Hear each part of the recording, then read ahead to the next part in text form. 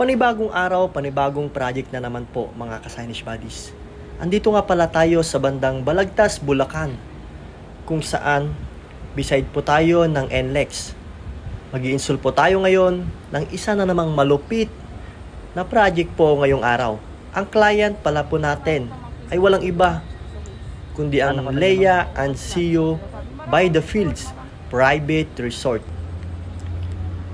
Kung mapapansin nyo mga ka-signage buddies, gumamit po tayo dito ng mga LED lights at build-up acrylic signage kung tawagin.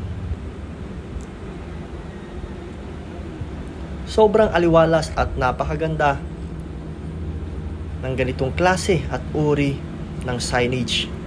Kaya naman, sa pagsapit ng gabi at syempre kahit umaga, ay matitiyak nating kitang-kita yung mga ganitong klase ng isang signage. So sa lahat po ng gustong magpagawa, mag-message lamang po tayo sa ating official Facebook page po natin.